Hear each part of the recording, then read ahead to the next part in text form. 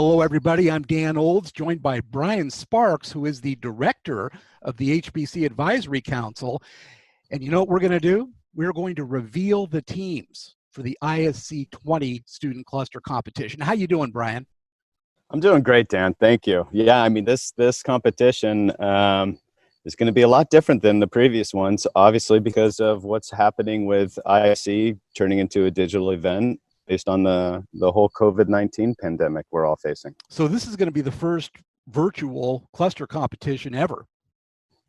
Yeah, I mean, at least on the ISC standpoint, we've done RDMA and HBC and AI competitions where folks have been logging in and using a common resource and just basically doing tweaks and programming to the various applications to get best performance. Okay. So we're kind of used to this in that regard.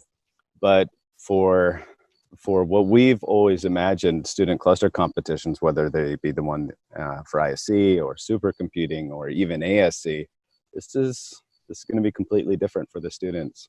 So what's it going to look like? Are they going to be using the same system? Yeah, so we are very fortunate to be able to have the National Supercomputing Center there in Singapore being able to dedicate some of their resources as a common platform for the students to be able to remotely log in. So, I mean, that's a big change for this competition in general, where a lot of the fun really was seeing what these students would put together as a system to be under that 3,000 watt power, and what kind of performance they could get, and some of those interesting configurations they would put together. And now, but this is cool. This is all the same. So it's really going to come. This is it NASCAR? Yeah. Yeah, it's pretty close to it. It's like a factory race where everybody has the identically same car, and they go out and race them, and it really it's going to put a premium on how well they can optimize and how well they really know these applications, because they, come in with 16 GPUs ain't going to be enough. You can't overpower through brute force in this competition. Does the 3,000 watt power cap come into play still? Not at all.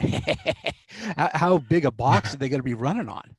I don't know the specifics. I don't have that in front of me. Well, we'll get that and publicize it. What resources are provided, but it is going to be GPU based. I believe it's an x86 based. Oh, it must be system. So I don't know the overall theoretical performance of the system that they're getting. So it's really going to come down to what kind of innovation these teams can put together, and that's going to apply to 10% of their overall score. So that's something new, and it's going to really affect that upper echelon, right? And in terms of who's going to get first, second, or third, it's really going to come into play of what they do to tweak where they can get better performance than the other teams on the same system without breaking the application. So exactly, this is going to be it'll be interesting. Probably the toughest test those top echelon teams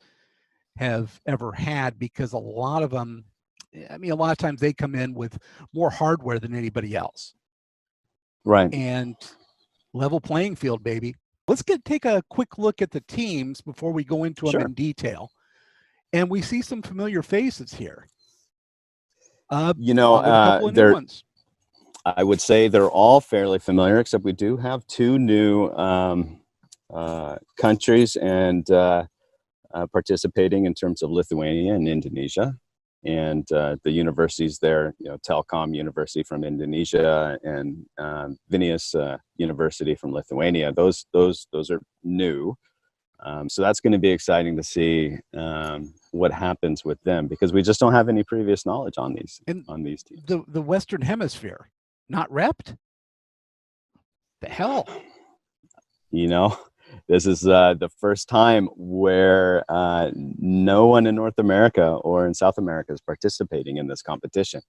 And, that's kind of unfortunate. I think maybe it's also easier for the teams in EMEA to, of course, be a part of ISC. And maybe it's harder for the students, especially just after finals or That whatnot, could to be. be able to get travel. And then Yeah. they just concentrate on SC instead of some of the other competitions. Yeah, yeah. But it's a bummer, especially as we go through the process of doing our formal start, which is going to be June 1st, where we're going to do our opening ceremony, and then the teams are going to plug away for the next 23 days or until we do the final announcement and award ceremony during a live webinar there at ISC on the 24th, and it'll be 9 a.m. Central European time. So that means for me, right, it's going to be midnight. That's okay. We can hang. to be a part of it. Yeah. Same here. So it's kind of a bummer that no other teams from this hemisphere is going to compete, because maybe that would also be able to change my time that I need to be awake. But hey, what are you going to make it work? We'll make it work. We're going to make it work. I mean, that's the thing. And speaking of making it work, this is quite the judging staff you have here. This is great. You know, it's quite a number of people.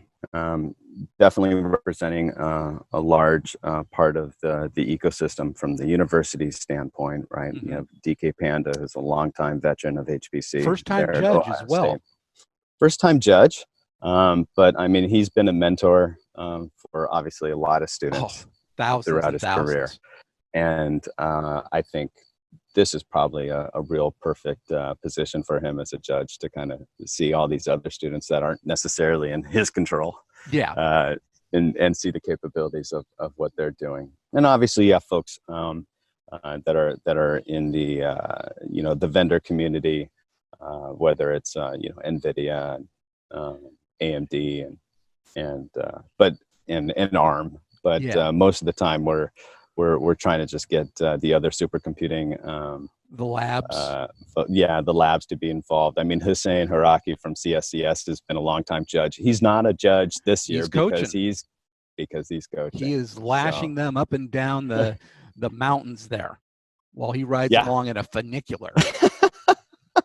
Screams at them. It wouldn't surprise me. No. Along with a couple beers in each hand. Oh yeah. So I noticed on the applications, we're not doing the time-honored favorites of LINPACK and HPCG, and I can see why, because everybody's doing the same system. We're going to get some identical results that are going to be based on, ions or something hitting the system, because everybody will get the same results. So because of that, how's the scoring going to change?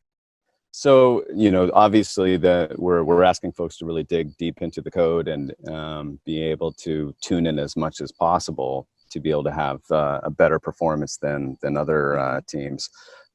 So that's going to have some weight, right? So that's going to be about 40% of the weight on those HPC applications. There's an AI challenge too that's taking place, which is about 20%. A coding challenge, so they're given some tasks on that they have to complete and provide some videos. That's about 15% of the overall score. And like I said earlier, I think the thing that's going to really edge folks over some other teams is that 10% for innovation, where some of those things that what did they do? What were some of the things that they changed and altered without breaking the application? That's something that folks can actually take advantage of later on, but something that no one else had really kind of thought of to do. So you think that's going to separate the top teams from the middle of the pack? I think so, because I think people are going to get close to each other, right? Yeah. In terms of performance, and they may edge out a little bit here and there, but that 10%, can go a long way. Well, and this is also going to put some more pressure on the interviews. Right, which is the final 15% of the competition scoring. So them being able to explain exactly what they did, how they do it, is going to be key. So that's going to be a fun 3-day process for the judges, because of course those are all going to be remote, different time zones, and so that's going to be a fun. And I've got to get all my publicity interviews in too, but I can do that while they're working. Right. But they're going to be on Zoom a lot. Or whatever you're using. WebEx, whatever they want to use. But You better polish up the lenses of those webcams, students.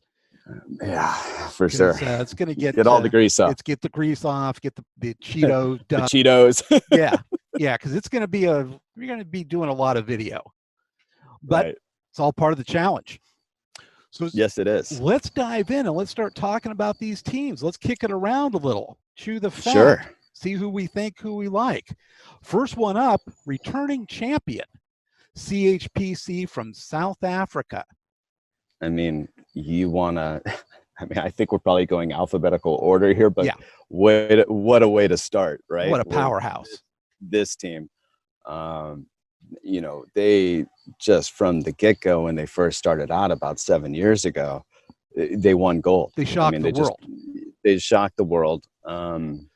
And they never stopped going. It was never it was never enough, right? They've been on the podium every single time they've competed, either as gold 4 times, right, and a couple of silvers and a bronze.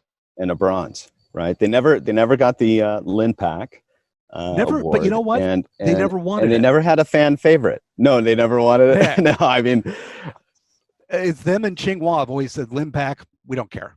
We're not going for that. We don't care. We don't care. Yeah, we're going for gold. Yes. And they've done it, and it's amazing. So they won it last year. Mm-hmm. They've won it back to back before in 2013 and 2014. That's right. So it'll be interesting to see what David McLeod and the team can do. Can they repeat? Again, if they can do it? Yeah.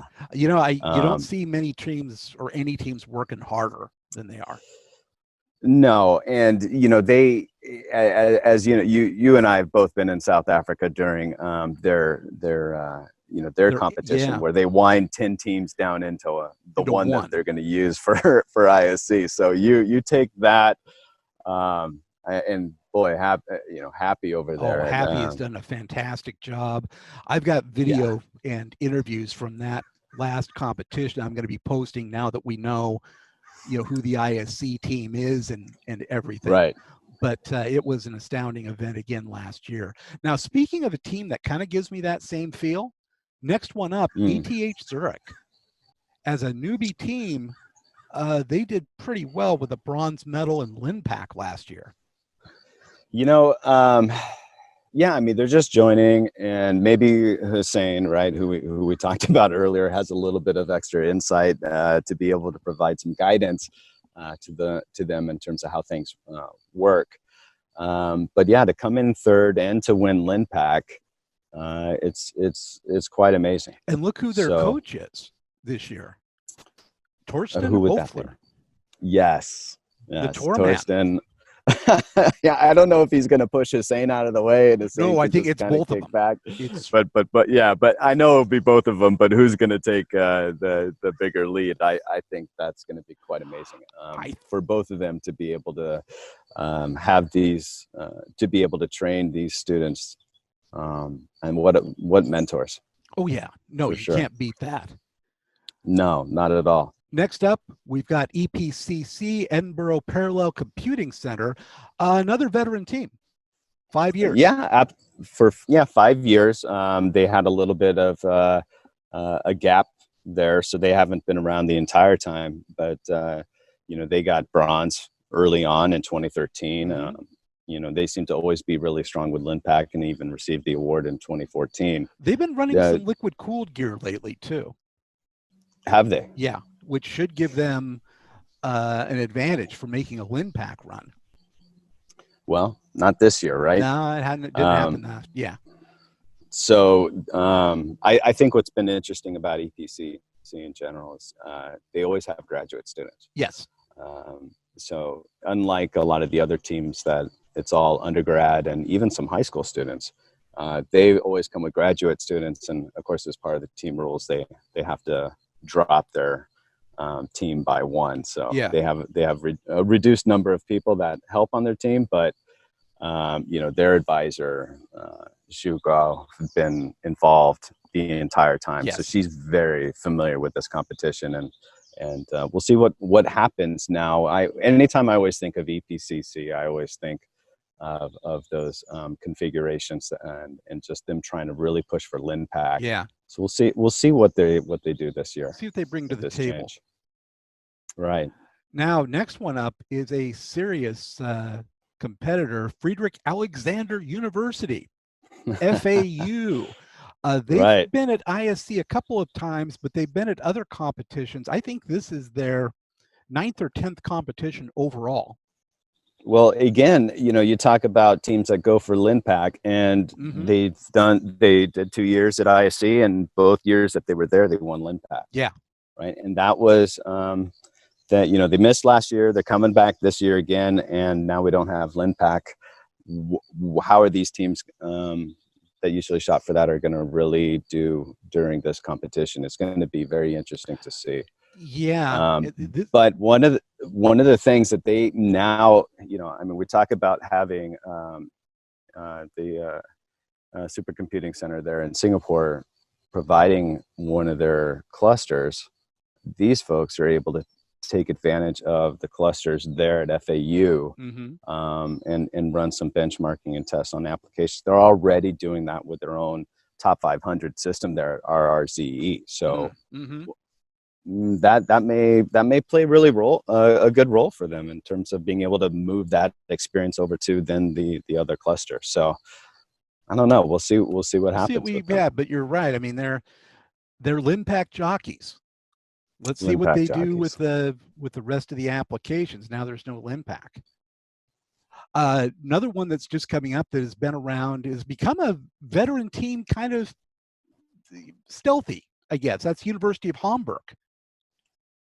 Yeah, they've been here for 6 years, right? 6-year history at ISC, so this will be their 7th year. They don't have any awards to date, not yet. But you know, every single year they seem to be improving. Their co-supervisor Yannick Squire, he participated as a student in their 2015 team. Isn't that great to see? So he at least comes with some experience there. Yeah, I love that. Right. Well, maybe they're due to break through. I hope so. You know, we know who the upper echelon teams are based upon performance at both this competition and supercomputing. They had their moments. So we know it'd be nice to see these other universities really be able to come out and show their strength. And you know, that's one of the things I want to mention. Maybe here. Give a big surprise. Yeah, that I always publish a really deep dive and look at the efficiency of the teams. And there are some times when the teams that don't make the podium overall have beaten the other teams on particular applications. When you factor in how much hardware they have and all of that. And Hamburg has had some moments in the sun, as has this next team, which is Heidelberg University. Right. Less experienced, only 2 years in.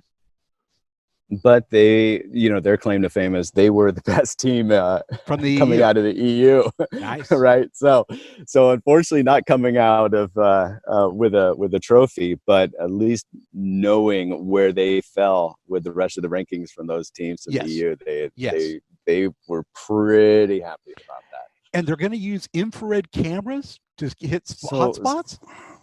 So this is one of those unfortunate things that we're going to miss. Yeah, we're not going to see that. They were so excited to be able to have folks come to their booth because they were going to have infrared cameras set up onto their system to visualize hotspots there in real time. So people could come, they could say, oh, this is, you know, I don't know, what would it be, the GPUs, right? Or the CPUs showing those hotspots, but at least in terms of how they're planning to cool those systems. Well, I'm going to try and capture them using the infrared cameras on each team member's head. Okay. To see whose brain is operating at the greatest hertz, and we'll see what we have. Maybe that'll be interesting. It's one of those things. As you know, we still have the award for the fan favorite, right? Which you're putting together, Dan. Yes. And you know, this is one of those ways for those students to help get those fans, is to do innovative things inside their booth during the show floor. And now they've got to do some innovative things via Zoom or Skype or whatever. They got to do something. But yeah, so it's we do have one returning student from the 2018 competition on their team, Yeji Liang. So there are a couple repeat students there, and Okay. so she can definitely go and help those other students be able to give an understanding of what this competition is like. Was she out with an injury last year? Uh, Red shirt. you never know. Things happen, You never right? know. You never know. I mean, I was hobbled for about a good year or two because of a hockey game. That's right. So, That's right. It takes you right out of the competition. it takes you out of everything. Next team up, Nanyang. This is a team I've watched go from barely knowing what was going on to being in championship form. They have blossomed over the last 3 or 4 years. They have. They've won second place and LINPAC in 2018. They took themselves some trophies. Well, they don't give them trophies, but some SC stuff too. If you, I mean, they've been there at ISC for the past 4 years, but they're fourth in overall cluster competitions because they've been participating like crazy throughout the world. So if you look in terms of the rankings and the scoring on all the competitions and all the universities that have competed, I mean, which by the way is sponsored by the HBC Advisory Council. That's the leadership list, and I'll put a link up on the screen. That is the leadership list, and thanks in part for your help, Dan, on keeping that put together and organized. I think one thing from Nanyang is these guys.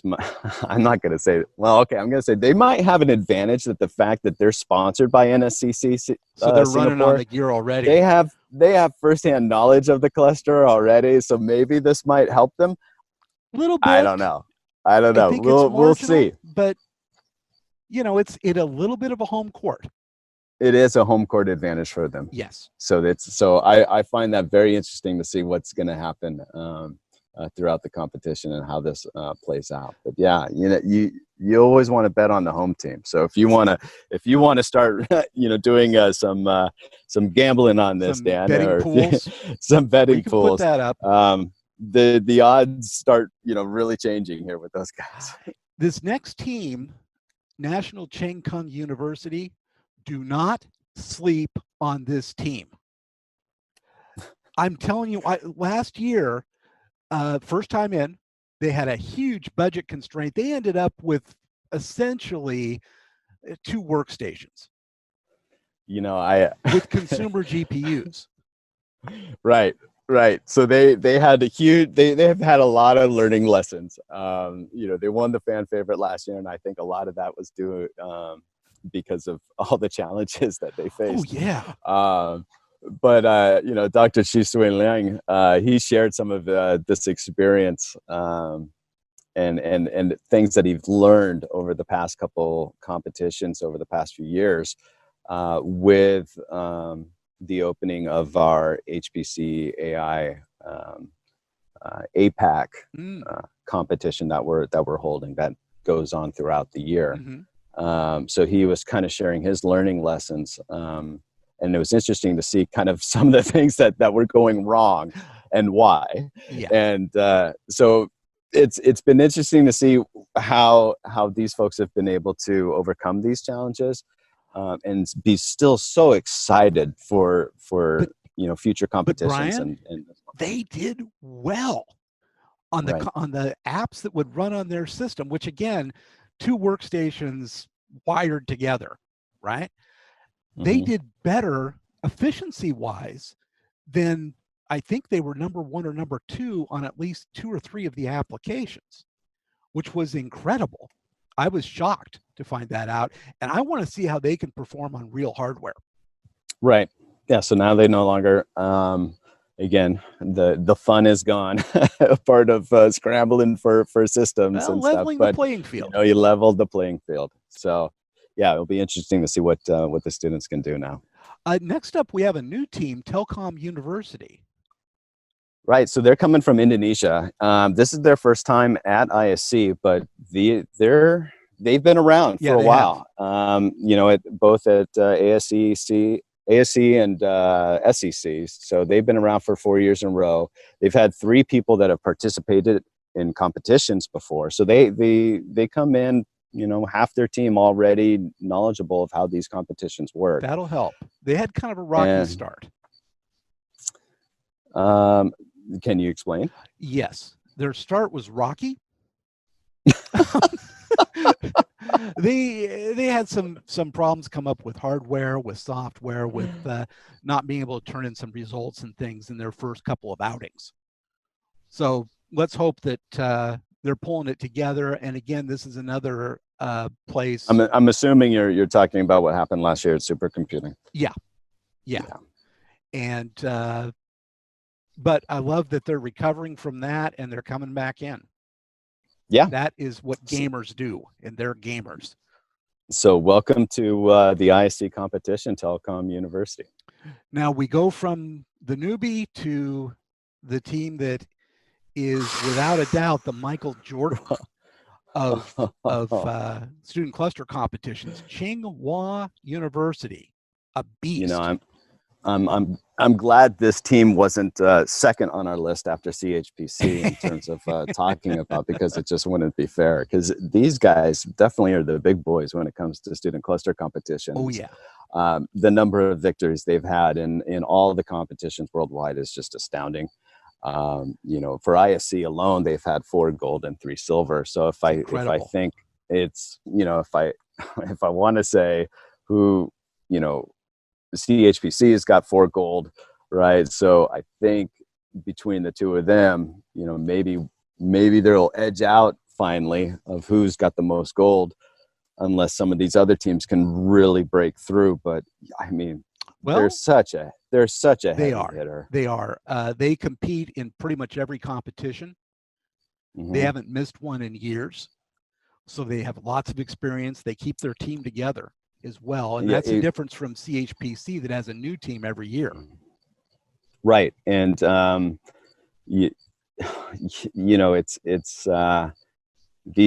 is the only team where all the members from last year's ISC are together again, coming back. So they know these competitions. They've been hand in hand together for quite a long time, and so yeah, it's tough. I mean, they are just an extremely talented but team. They can be beaten, of course, right? And they have. Of course. they have 3 second place prizes, so they were at least beaten 3 times, right? Yeah, so there you go. That's very and that was by team. CHPC. So yeah, you know, one of the teams that I think has a shot at beating them and has beaten them before is USTC, University of Science and Technology of China. They took home the gold against Tsinghua a couple of years ago at SC. Right, and this is one of those teams where I think may start coming in as a disadvantage because they were already prepping themselves to use ARM CPUs. Ooh. Right.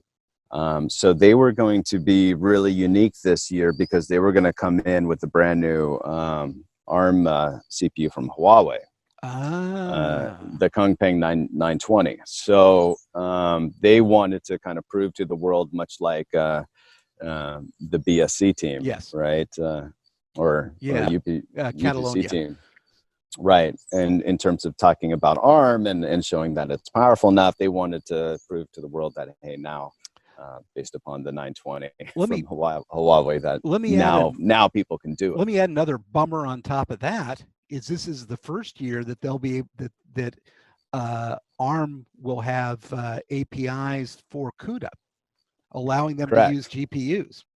So similar to some of the issues that those folks at UPC were facing, is that they just weren't any CUDA drivers for ARM, and now there are. And so neither of those teams are going to be able to test that and showcase that. Yeah, I think the other thing also is that they haven't appeared in any competition since 2017. They have taken a break. I don't know what's going on with that. A 3-year gap. I don't know, but I'm glad to see that they're back. Interested to see how they're going to do, because they did win silver and bronze back in 2014 and 2015. So. Tough team. Let's see. Yeah. Next team up. There's 14 teams in all. Yeah. So the next team up is the team we were just talking about, UPC, from Spain. And, right. And, you know, the Barcelona Supercomputing Center. Right. And as with BSC, right, they're, you know, big ARM advocates. So is the team, right? So they've always come into the competition with ARM-based clusters. And, you know, they won a fan favorite, but because of the limitations that we've known about in the past, they just haven't really been able to do anything more. But it's always nice to see different architectures, different CPUs that are being used. So it was going to be interesting to see what would have happened this year with those CUDA-based drivers. Yeah, and with a whole passel of GPUs. Yeah. Yeah, that would have been great. Next team up, brand new, from a brand new country as well. What's a brand new well, it's not a brand new country, but brand new to us in our cluster competition world. Right. So Vilnius University from Lithuania. So they came in, and what's awesome about this team, you know, half of the team, 3 of the students are still in high school. That's pretty cool. Isn't that great? That is very cool. All of this is part of the Turing School that's there, which is devoted to technology development and programming. And so, you know, they bring in both high school and universities and help train. Oh, wow. For next advancements in technology. So I think, God, I would have loved to see these 3 kids in person, right? Wouldn't it be great? I always like to see the high schoolers there involved. Sometimes you only see them like at supercomputing, right? Yeah. But to have half the team in high school is really great. Neat. Very neat. So it'll be interesting to see what happens with them. So there's a lot of specialization within that team, that very young team. Yeah, from AI to, you know, networking and even cybersecurity. Yeah, systems development. That's very cool. So welcome, Lithuania. Welcome. Yes. We have the University of Warsaw up next. Right. So they've been participating in the past few ISCs. No awards yet, but they have been competing around the world. So, you know, they kind of started with ISC. They've just made sure that they've been participating in the other competitions like ASC. They've done ASC. They pulled, I think, second in LINPAC at ASC one year. They've been to the US a couple of times too. These are some gamers. I mean, they have had their problems in the past, but they go hard.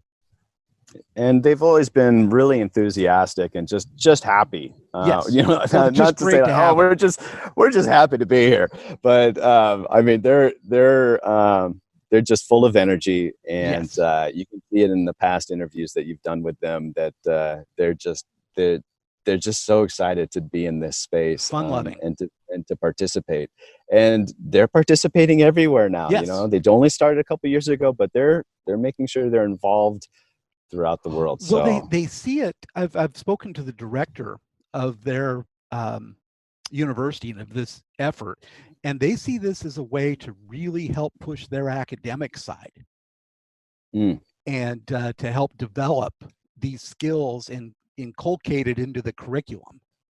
Right. And very helpful. And you know, I think others are starting to do that, where even folks like BSC, right? They are now, UPC, has started to add the ISC student cluster competition as part of their education program within the university. So it's now becoming, you know, accredited course. And a dedicated learning topic. So it's nice to see that these types of events are really starting to gain some attraction within the university as something that's accredited. And that's the thing. This is our future workforce. These are our future leaders. These are our young HPC programmers out there that are going to come in. And if you're looking to hire any of these are exactly the kind of newbies you want to hire, because they're self-motivated. They've spent probably 6 months on this effort of their own time. Of course. And they're smart. And they their own time. They're smart. they want it. They, you know, one of the tasks, right, is to work with vendors to be able to procure your systems that you're going to use. So they started establishing relationships within the industry already. You know, once they're actually there on the show floor, they're able to meet with the community, see how great high performance computing as a community is and how tight we are. You know, it seems like everyone knows everyone, right? So once they get their feet wet in that, they can see how great it is to work in this kind of environment. And, you know, where they choose next to go in their career, whether it's with vendors or actually get a job at some of the national labs or universities, you know, it's all there and open for them. And the right people to talk to are standing right there in the hall. So.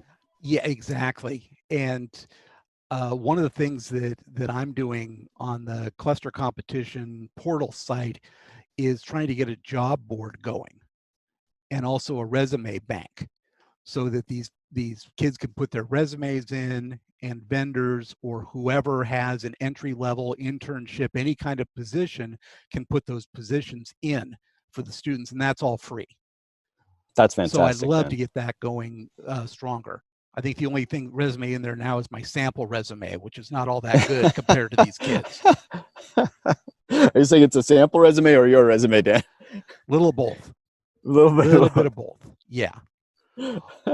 But this has been great. We've run down all the teams. We have given you an overview of the competition. What more can you ask of us as podcasters? I think we've done it all in this.